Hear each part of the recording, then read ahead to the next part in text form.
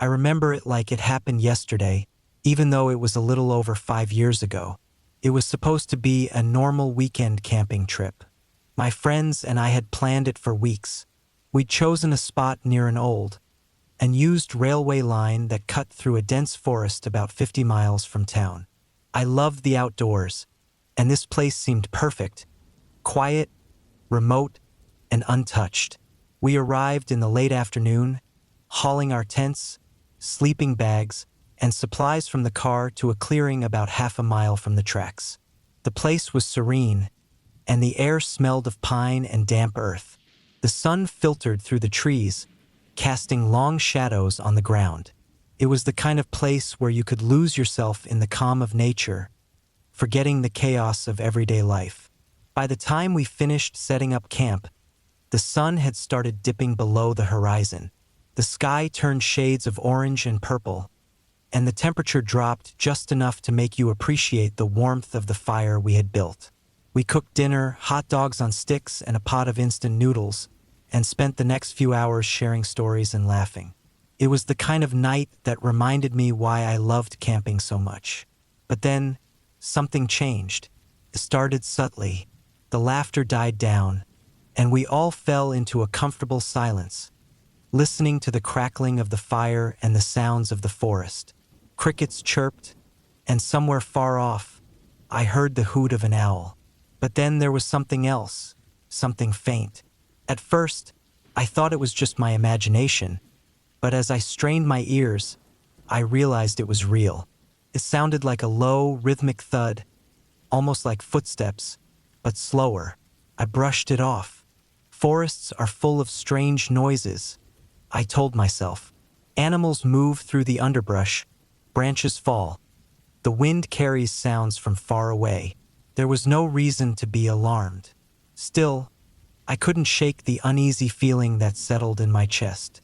I glanced at my friends, but no one else seemed to notice anything out of the ordinary.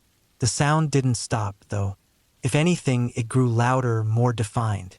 I finally asked if anyone else could hear it, but they just laughed and said I was being paranoid. That annoyed me, so I dropped it, but I couldn't relax. The noise persisted, steady and relentless, like a metronome ticking away in the distance. By midnight, the forest had fallen silent. The crickets were gone, and even the wind seemed to have stilled. I've always found it strange how silence can be louder than noise, how it can press against your eardrums and make your heart race. I lay in my tent, staring at the ceiling and trying to ignore the oppressive stillness. My friends were asleep, their soft snores blending with the faint rustle of leaves outside. Then I heard it again, the thud. But this time it was closer. I held my breath, straining to listen. The sound came at irregular intervals now, accompanied by a faint scraping, like something being dragged across the ground. I wanted to believe it was an animal, maybe a deer or a bear, but deep down, I knew it wasn't. It didn't sound natural. I sat up slowly, careful not to make a noise. My heart was pounding so hard I was sure it would wake the others. I unzipped the tent as quietly as I could and stepped outside, the cold night air biting at my skin. The fire had burned down to embers, casting a weak glow over the clearing. The trees loomed like dark sentinels, their branches swaying slightly in the breeze. And then I saw it. At the edge of the clearing, near the path leading to the railway tracks, there was a figure. It was barely visible in the dim light, but it was there, hunched and motionless. My breath caught in my throat as I stared, trying to make sense of what I was seeing. It wasn't moving, but I could feel its eyes on me, heavy and unblinking. I wanted to wake my friends, but I was frozen, my body refusing to obey. I don't know how long I stood there, locked in a silent standoff with whatever it was. Seconds, minutes, felt like an eternity. And then, just as suddenly as it had appeared, the figure turned and walked away, disappearing into the shadows. I didn't sleep that night. I stayed by the dying fire, clutching a stick like it was some kind of weapon, my eyes darting to every sound and shadow. When the sun finally rose, I felt a wave of relief so intense it was almost physical. I told my friends what I'd seen, but they didn't take me seriously. They teased me, saying I must have been dreaming or that I'd let my imagination run wild. I wanted to argue, but I didn't have the energy. I just wanted to leave. We packed up and headed back to the car, the atmosphere noticeably heavier than when we'd arrived. As we walked past the railway tracks, I glanced down the line and froze. There, half hidden in the underbrush, was a pile of something. My stomach churned as I realized what it was. Clothes, torn and muddy, scattered across the ground. Among them was a backpack, its straps frayed and broken. We didn't stick around to investigate. None of us said a word as we got into the car and drove away. But the image of that pile stayed with me, etched into my mind like a scar. I couldn't stop thinking about it, about the figure I'd seen and the noises I'd heard. I did some research when I got home, trying to find any information about the area. What I found chilled me to the bone. Over the past decade, there had been several disappearances near those tracks. Hikers, campers, even a couple of locals vanished without a trace. The authorities had no leads, no suspects, nothing. It was like they'd been swallowed by the forest. To this day, I don't know what I saw that night. I don't know if it was connected to the disappearances or if it was just a coincidence. But I do know one thing. I'll never go back to that place. Some things are better left unexplored, left in the shadows where they belong. And as much as I love camping, I haven't set foot in the woods since.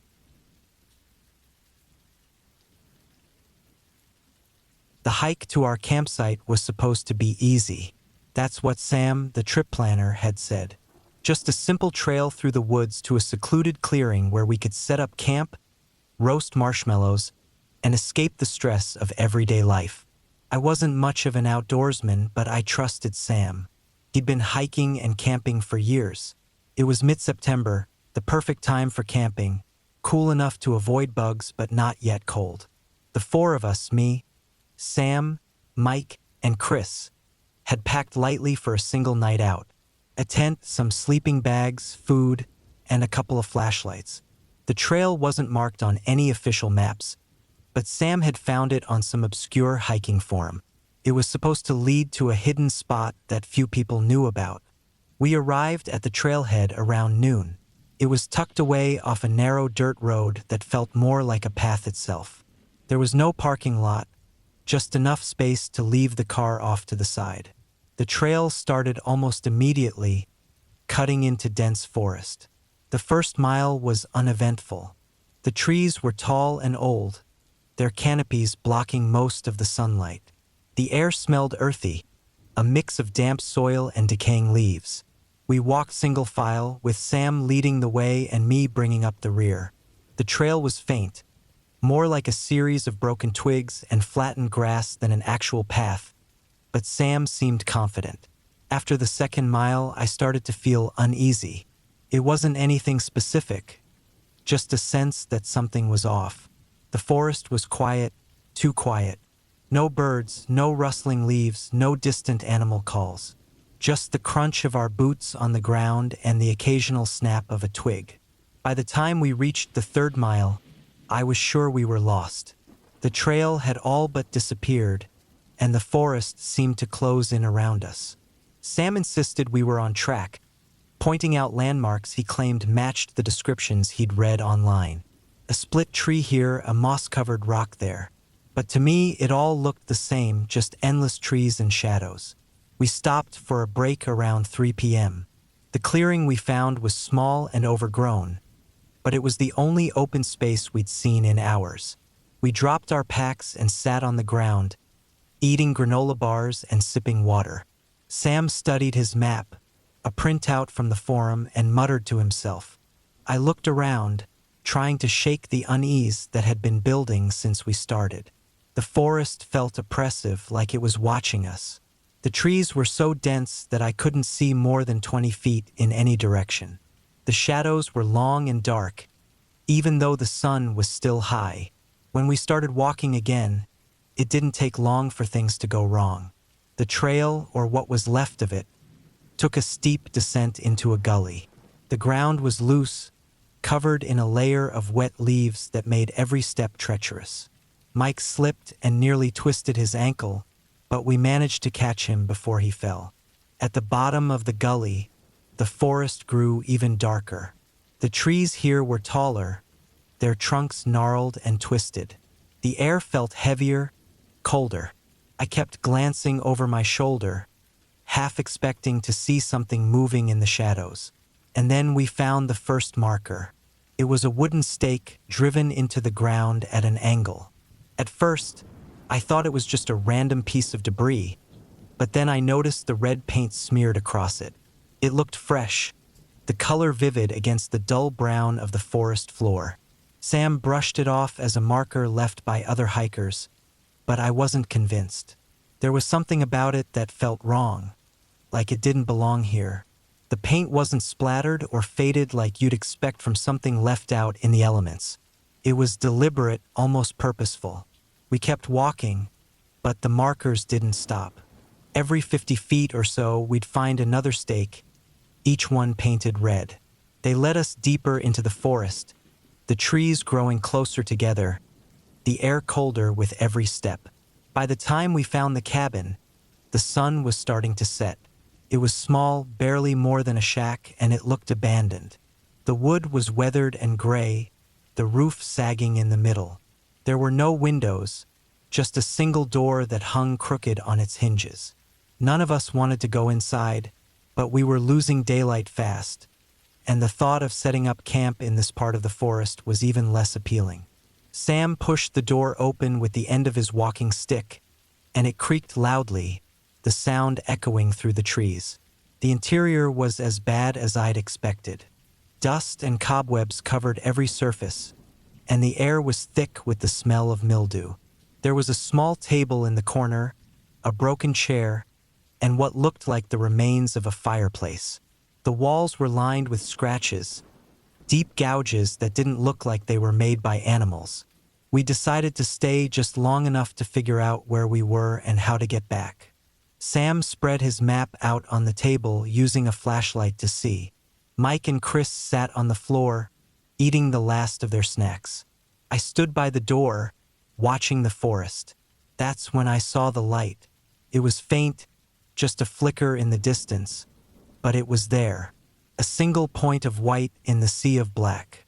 At first, I thought it was a star, but then it moved slowly, deliberately. I called the others over, and we watched as the light grew brighter, closer. It wasn't a flashlight or a lantern. It was too steady, too white. It moved through the trees like it had a mind of its own, weaving between the trunks without hesitation. We didn't wait to find out what it was. Sam grabbed the map, and we left the cabin, heading back the way we came.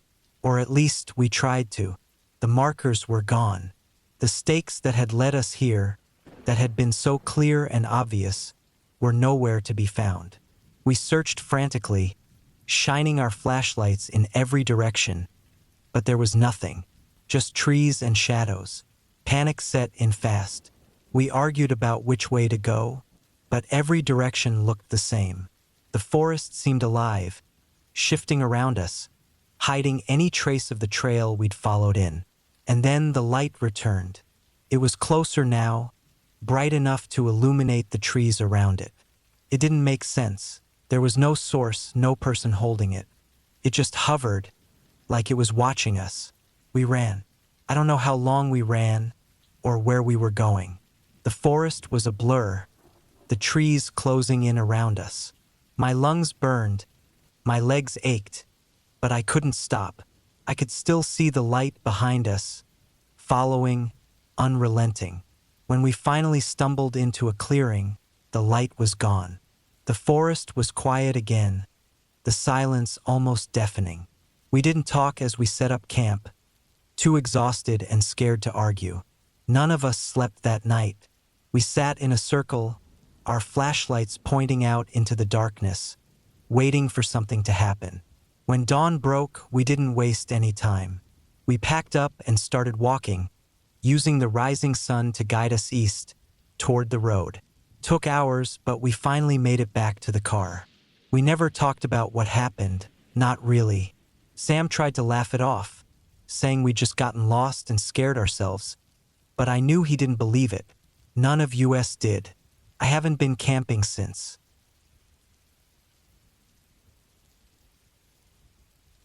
I always thought of camping as a way to escape the noise of life.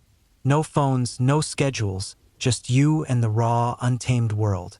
I'd gone on countless trips to the wilderness, mostly with friends or family, but this time I decided to go solo. I didn't think twice about it. I had experience and felt confident I could handle anything. That confidence, I later realized, was my biggest mistake. I chose a spot near a river I'd heard about from another hiker. It was a bit off the beaten path, but that's what I wanted. A quiet, isolated place where I could disconnect for a weekend. The trail was unmarked, but I had a detailed map and a GPS, so I felt prepared. The drive to the trailhead took about 4 hours, most of it on winding back roads that cut through dense forests. I parked my car at a small gravel lot and hoisted my pack onto my shoulders. It was heavier than usual: food, water, tent, sleeping bag, first aid kit, and a small knife I always carried. I double-checked my supplies before setting off. It was late morning, and I wanted to reach the campsite by early afternoon to set up before dark. The trail was beautiful. The sun filtered through the trees, casting dappled light on the ground. The air was cool and smelled of pine and earth. I followed the map closely, turning off the main trail onto a narrow path that wound its way through the woods. The further I went, the quieter it got. The sounds of distant traffic and occasional hikers faded, replaced by the rustling of leaves and the distant babble of water. After about 2 hours, I reached the river. It was just as picturesque as I'd imagined. A wide, slow-moving current bordered by smooth rocks and tall grasses.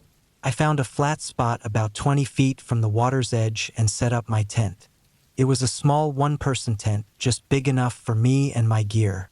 I cleared the area of sticks and rocks, then unpacked my supplies. By the time I had everything set up, the sun was beginning to dip toward the horizon. I gathered some dry wood and built a small fire, using a lighter to get it started. Dinner was simple: instant noodles and a granola bar, but it tasted good after the hike. I sat by the fire, listening to the river and watching the sky turn shades of pink and orange.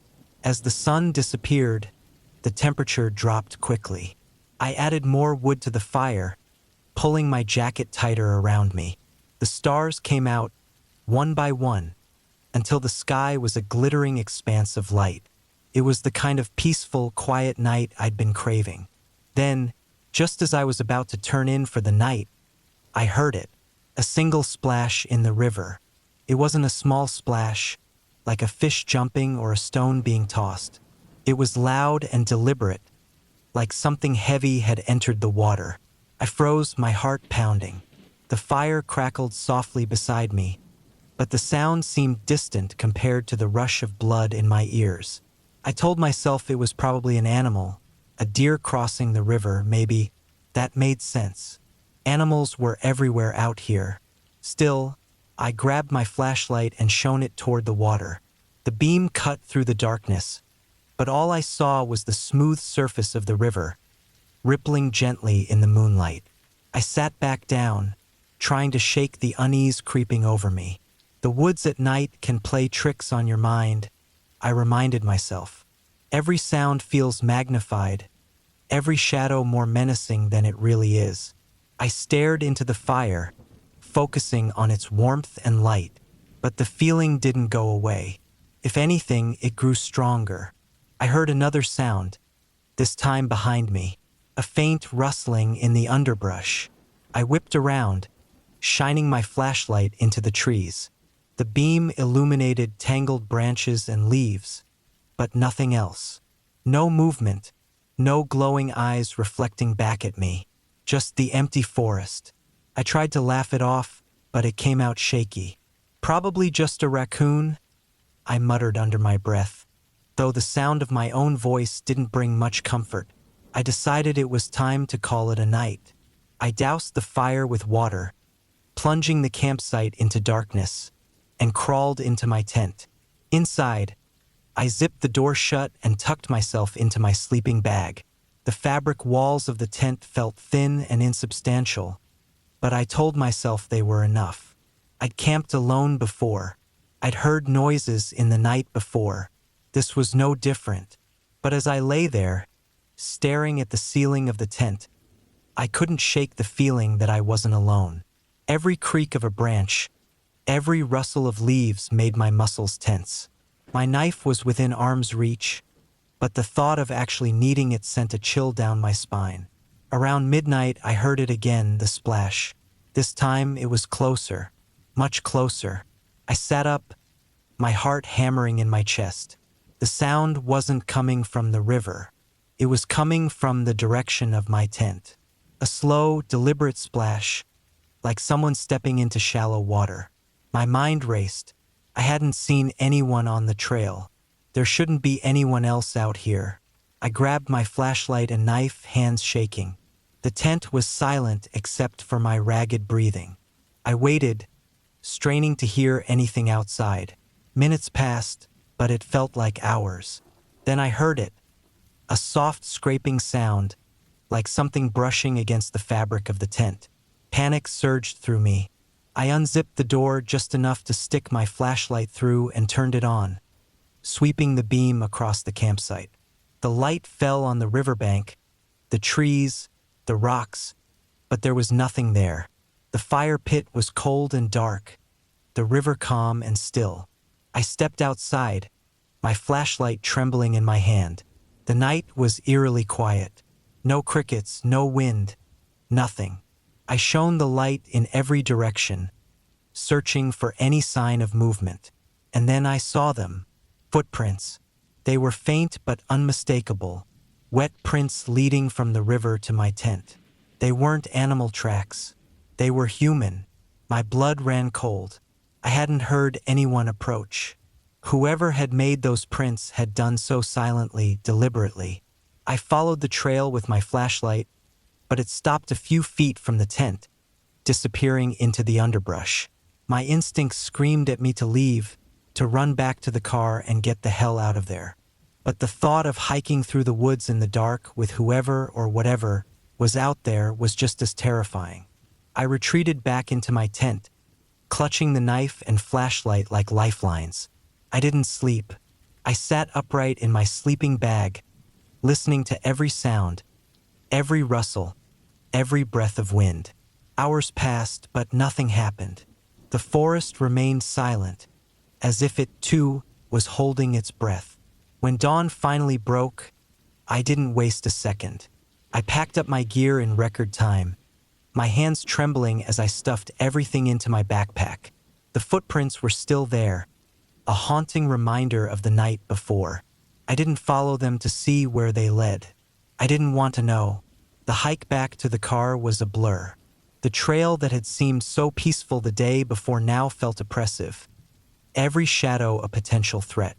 I kept glancing over my shoulder, half expecting to see someone, or something, following me.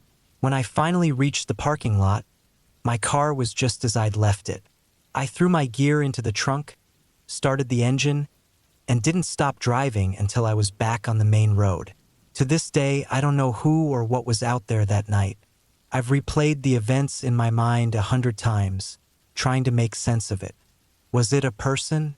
An animal? Something else entirely? I'll never know. What I do know is that I haven't been camping since. The woods, once a place of peace and solitude, now feel like a place I'm not meant to be. I've always enjoyed being alone in nature. There's something about the quiet stillness of the woods that calms my mind in a way nothing else does. I've been camping solo for years, and while people often question the safety of it, I've never felt truly unsafe. That changed one night in late October. The plan was simple. Drive out to a state forest I'd visited before, hike a few miles to a secluded spot I knew well, and spend the night under the stars. The forest wasn't far from the city, but it was remote enough that I wouldn't run into many people, especially this time of year. Most campers had packed up for the season, and the chilly nights kept casual hikers away. I arrived at the trailhead in the early afternoon. The sky was clear, the air crisp with the faint smell of fallen leaves. The forest was alive with autumn colors, reds, oranges, and yellows mixed with the dark green of pines. I loaded my backpack with all the essentials: tent, sleeping bag, food, water, a first aid kit, and a flashlight, and set off down the trail. The hike was uneventful, just as I expected. The trail was familiar, winding through groves of tall trees and across small streams. I passed no one on the way, which suited me fine. After about 2 hours of walking, I reached the clearing where I planned to set up camp. The spot was perfect. It was a small grassy area surrounded by thick trees, with just enough space for my tent and a fire pit. A few yards away, a narrow creek trickled through the underbrush, providing fresh water. I set up my tent near the edge of the clearing, facing the fire pit. By the time I finished, the sun was beginning to set, casting long shadows across the clearing. I gathered some dry wood and kindling, built a small fire, and settled in to cook dinner. There's something special about eating outside, with the crackle of the fire and the cool night air on your skin. I made a simple meal, instant noodles and jerky, and washed it down with water from my canteen. As the sun dipped below the horizon, the temperature dropped quickly. I added more wood to the fire, watching as the flames danced and cast flickering light across the trees. The forest was quiet, except for the occasional rustle of leaves in the breeze. That's when I first noticed it. It was subtle at first, a faint sound just at the edge of hearing. A soft crunch, like someone stepping on dried leaves. I froze, straining my ears. It wasn't unusual to hear animals moving through the forest at night, but this sounded deliberate, almost cautious. I told myself it was nothing, probably a deer or a raccoon. I've heard similar sounds on countless other trips, and it's never been anything to worry about. Still, I couldn't shake the feeling that something was different this time. I grabbed my flashlight and swept it across the tree line. The beam cut through the darkness, illuminating the trunks of trees and the underbrush, but I saw nothing unusual. The sound stopped as soon as I turned on the light. For a while, I sat by the fire, trying to convince myself I was overreacting. The warmth of the flames and the familiar routines of camping, adding wood to the fire, sipping hot tea, helped calm my nerves. But the quiet felt heavier than before, like the forest was holding its breath. It wasn't long before the sound started again. This time it was closer. Crunch. A single step, deliberate and slow. I turned quickly, shining my flashlight toward the sound. But again, there was nothing. The trees stood still, their shadows long and unmoving. The underbrush swayed gently in the breeze, but nothing else moved. I tried to laugh it off, but the sound caught in my throat. I was alone, miles from the nearest road, and it was far too late to pack up and leave. My car was at least a 2-hour hike away, and the thought of navigating the trail in the dark was more frightening than staying put. I decided to stoke the fire as high as it would go, reasoning that a large fire would scare off any animals or people that might be nearby. The flames roared, casting bright light across the clearing. I sat as close to the fire as I could, clutching my flashlight like a lifeline. For a while, nothing happened. The forest was silent except for the crackle of the fire and the occasional rustle of leaves. I began to think I'd imagined the whole thing, but then I saw it, a shadow moving just beyond the edge of the firelight. It was quick, barely more than a flicker, but it was enough to send a chill down my spine. I stood up, gripping the flashlight tightly, and scanned the tree line. My heart pounded in my chest as I searched for any sign of movement. And then I heard it again, closer this time. Crunch. I shouted into the darkness, hoping to scare off whatever or whoever, was out there. My voice sounded shaky, even to me. There was no response, no movement, just the quiet hum of the forest. I knew I couldn't stay outside all night. The fire wouldn't last forever, and I was too exposed. I decided to retreat to my tent, where I'd feel at least somewhat safer. I doused the fire with water, plunging the clearing into darkness, and hurried inside the tent. Inside, I zipped up the door and huddled in my sleeping bag, clutching my flashlight and a small camping knife. My heart was racing, every sound amplified in the silence. Hours passed. I don't know how long I lay there, too scared to move. At some point, I must have fallen asleep because I woke up to the sound of movement, right outside the tent. It wasn't the soft crunch of footsteps this time. It was louder, heavier, like something or someone was circling the tent. My breath caught in my throat as I listened, trying to make sense of the noise. The steps stopped directly outside the tent. I could see a faint shadow through the fabric, a vague outline that sent a wave of terror through me. I gripped the knife tighter, my mind racing. Should I make a run for it? Stay silent and hope it went away? Every scenario played out in my head, each one worse than the last. Then, without warning, the shadow moved away. The footsteps grew fainter, retreating into the woods. I didn't wait to see if it would come back. As soon as the sun began to rise, I packed up my gear as quickly and quietly as I could. I left the tent behind. It wasn't worth the time to take it down. The hike back to the car was the longest 2 hours of my life. Every sound, every shadow felt like a threat. I kept looking over my shoulder, half expecting to see something or someone following me. When I finally reached the trailhead, I nearly cried with relief. My car was exactly where I'd left it, untouched. I threw my gear into the trunk, jumped into the driver's seat, and didn't stop driving until I was miles away. To this day, I don't know what was out there that night. An animal? Person? Something else entirely? I'll never know. What I do know is that I haven't been camping alone since.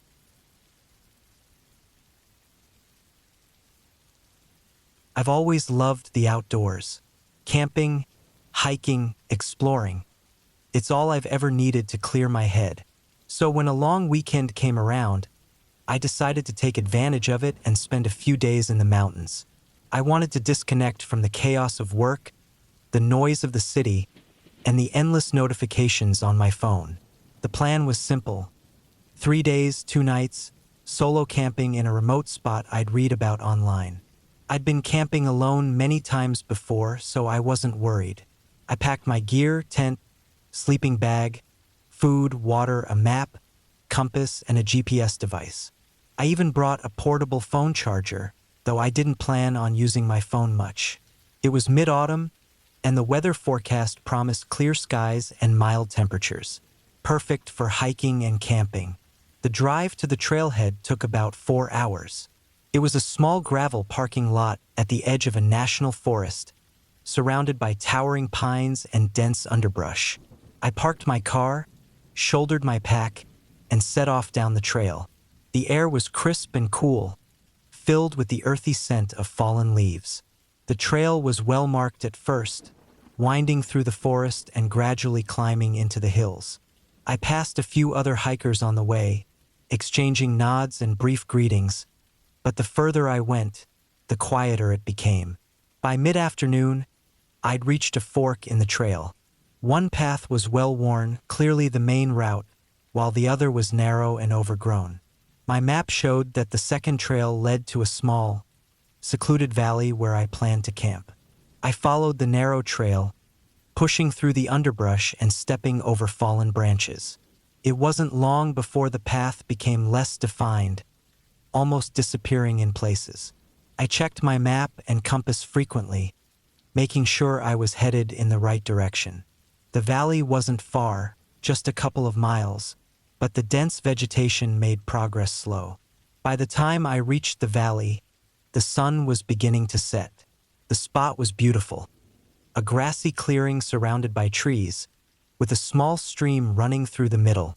I set up my tent near the stream, gathered firewood, and cooked a simple dinner of instant noodles and jerky. As the stars appeared overhead, I felt a deep sense of peace. This was exactly what I'd come for: solitude, silence, and the beauty of nature. The first night passed without incident. I woke up early the next morning, eager to explore the surrounding area. I left most of my gear at the campsite, taking only a small day pack with water, snacks, and my map and compass. My plan was to hike up a nearby ridge to get a better view of the valley. It was supposed to be a short trek, maybe an hour or two each way. The hike started off well. The forest was alive with the sounds of birds and the rustle of leaves in the breeze. I followed a faint animal trail that led uphill, using my compass to keep my bearings. But as I climbed higher, the trail became harder to follow. It twisted and branched unpredictably, and before long, I realized I wasn't sure which way I'd come from. I tried to stay calm. Getting lost in the woods wasn't new to me. It had happened a few times before, and I'd always managed to find my way back. I took out my map and compass, orienting myself and trying to figure out where I was. But the dense forest and steep terrain made it difficult to match the landmarks on the map with what I was seeing around me. I decided to backtrack, retracing my steps as best I could. But the more I walked, the less familiar everything seemed. The trees all looked the same, and the trail I thought I'd been following had disappeared entirely. Panic began to creep in, but I pushed it aside.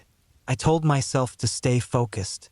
I still had plenty of daylight left, and my campsite couldn't be far. Hours passed.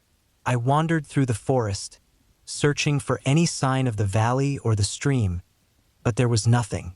The sun was now low in the sky, casting long shadows that made the forest feel even more disorienting.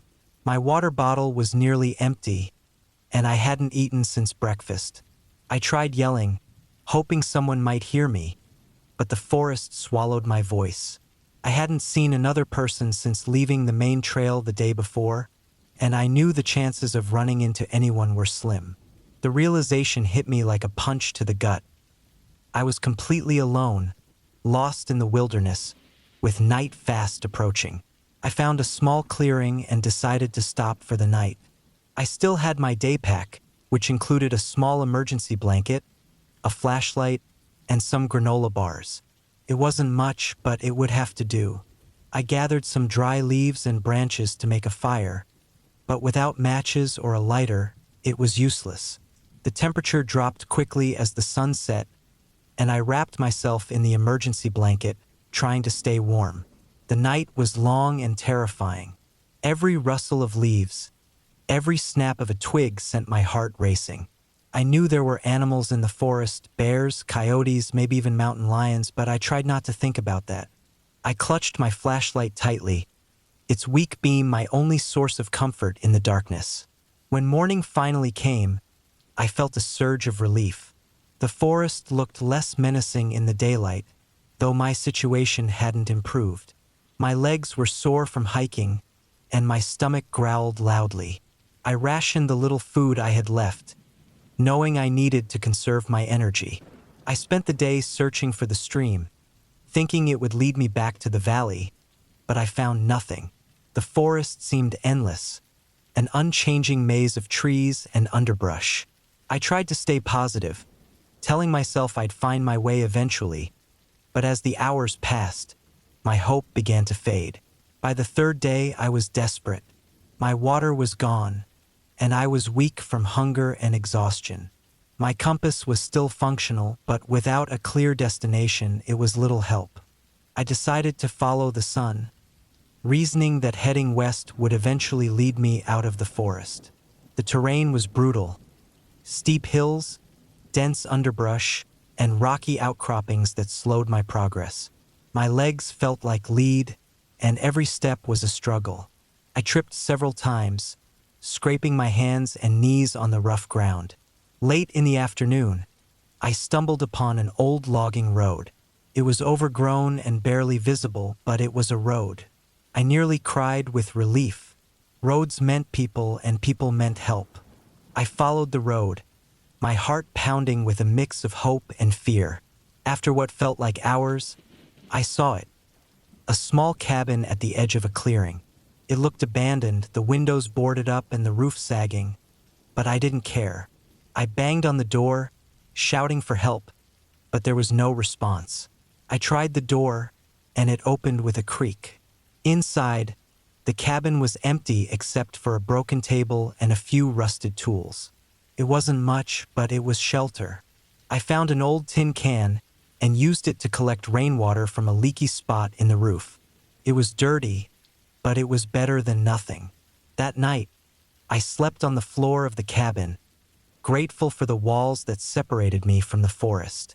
The next morning, I followed the road further and eventually came across a group of hunters. They were just as surprised to see me as I was to see them. They gave me food and water and called for help on their radio. When I finally made it back to civilization, I felt a mix of relief and shame. I'd made so many mistakes. Leaving the trail, not bringing enough supplies, letting my confidence blind me to the dangers of the wilderness. It was a humbling experience, one I'll never forget. I still go camping, but I've learned to respect the wild in a way I didn't before. The forest isn't a place to be taken lightly. It's beautiful, yes, but it's also unforgiving. And it has a way of reminding you just how small and fragile you really are.